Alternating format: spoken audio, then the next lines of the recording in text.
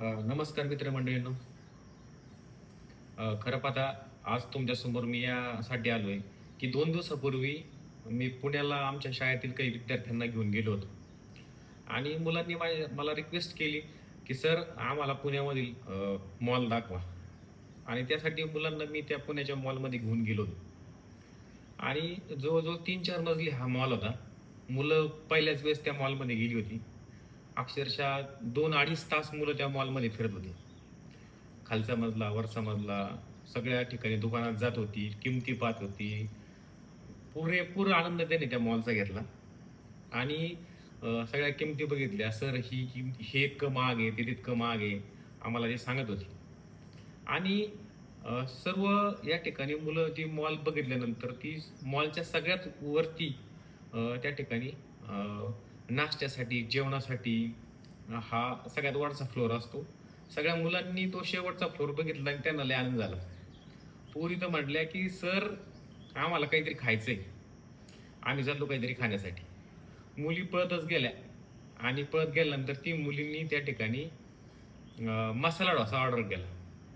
सगळ्या मुली बसल्या, मसाला डोसा ऑर्डर केला आणि खालून वरती येत होतो आणि मी गेल्यानंतर बघितलं, की मुली सगळ्या वरती बसलेल्या आहेत आणि ईश्वर नावाचा विद्यार्थी एका कोपऱ्याला उभा होता.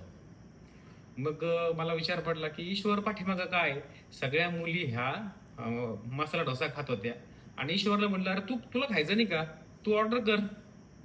तो म्हणला, "सर मला खायचं नाहीये. मला मळमळ होती" म्हणे.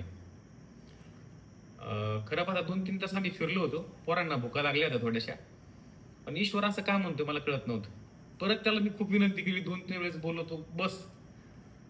मग माझ्या लक्षात आलं, त्या ठिकाणी त्याच्याकडे ते मेनू कार्ड होतं आणि त्यांनी ते मेनू कार्ड बघितलं होतं आणि मेनू कार्डमध्ये त्या मसाला डोश्याची किंमत ₹250 होती.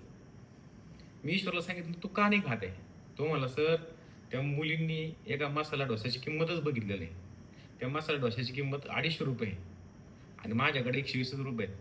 माझ्याकडे पैसे कमी आहेत." मग मला जाणवलं, की मुलं किती लवकर मॅच्युअर होत असतात. मी सांगितलं, "ईश्वर, तुला एकही रुपया द्यायचा नाहीये. तू फक्त खा."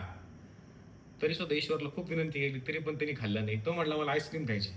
माझ्या मनात अशी भावना झाली, की आईस्क्रीम त्याला वाटलं असेल, की आपल्या शेवगावसारखी आईस्क्रीम ₹20 ला, ₹10 ला अशी त्याला आईस्क्रीमची किंमत वाटली असेल. मी म्हटलं, "ठीक आहे, आईस्क्रीम खायची असेल तुला मी घेऊन जातो." सगळ्या मुलींनी मसाला डोसा खाल्ला आणि मुली पळत गेल्या आईस्क्रीम खाण्यासाठी. खरं पाहता मुली ह्या मॅच्युअर असतात. परंतु मुलींकडनं मुली गेल्या आणि मुलींनी तरीसुद्धा पटपट ऑर्डर आईस्क्रीम करून टाकली. सगळ्यांनी आईस्क्रीम घेतली. परंतु ईश्वर तिथं पण गेल्यानंतर तिथं मेनू कार्ड बघत होता आणि त्याने मला सांगितलं, की "सर, एक आईस्क्रीम ₹120 ला आहे." मी म्हणलं, "आता जर तू नाही म्हटला तर बघ. तू ऑर्डर कर आणि खाऊन खाऊन टाक. तुला किती पैसे लागू? मी आहे ना," म्हटलं इथं. आज आपण आपल्या मुलांना कोणतीच गोष्टीची कमी पडून देत नाही. त्यांना वाटेल त्या गोष्टी आपण देत असतो. ईश्वरसारखी मुलं खरं पाहता किती मॅच्युअर आहेत. त्यांना किती कमी वयामध्ये इयत्ता 7वी-8वीच्या वयामध्ये त्यांना समजतं, की आपल्याकडे हे पैसे नाहीत, आपण घेऊ शकत नाही. आपल्या आई-वडिलांना हट्ट नाही करायचं. आज आपल्याकडे आपण सहज पाहतो, की आपली मुलं खूप हट्टी होत चालली. बरेचसे मुलं. ईश्वरसारख्या मुलाकडनं मला पण शिकायला भेटलं, की आपण आपली परिस्थिती पाहून राहिलं पाहिजे. मी त्याला ती आईस्क्रीम घेऊन दिलीच आणि त्याला हे पण सांगितलं, की तुला काही खायचं असेल तर मी तिथं आहे. तू लाजू नको किंवा तुझ्याकडे पैसे नाहीत असं मला म्हणून दाखवू नको. तुला ती गोष्ट मिळणारच आहे. मला पण एक गोष्ट सांगायची आहे. आपल्या मुलाला आपण जे मागेल ते घेऊन देऊ नका. त्याला संघर्ष करू द्या. त्याला त्याने सांगितलंय मला सायकल नाही, थांबा. त्याला पेन्सिल नाही, लगेच त्याला पेन्सिल घेऊन नका देऊ. त्याला 2 दिवस जाऊ द्या. त्याला त्याचं महत्त्व कळू द्या. ज्यावेळेस त्याला तो महत्त्व कळेल ना, आपले मुलं नक्कीच लवकर मॅच्युअर होतील. ईश्वरची मॅच्युरिटी बघून मनात एक आनंद झाला, की इतक्या हलाखीच्या परिस्थितीतून आलेला हा ईश्वर, त्याच्यामध्ये किती मॅच्युरिटी आहे. ईश्वरने जे काही ॲप बनवलंय, इतकं सुंदर ॲप बनवलं काय सांगू तुम्हाला. YouTubeच्या माध्यमातून त्यांनी ते व्हिडिओ बघून, लर्न करून, कोडिंग टाकून ते ॲप बनवलंय. सिद्धेश दादाने ज्यावेळेस ॲप बघितलं, त्यांना सुद्धा खूप आनंद झाला होता. ईश्वर, खरंच तुझं करावं तेवढं कौतुक कमीच आहे.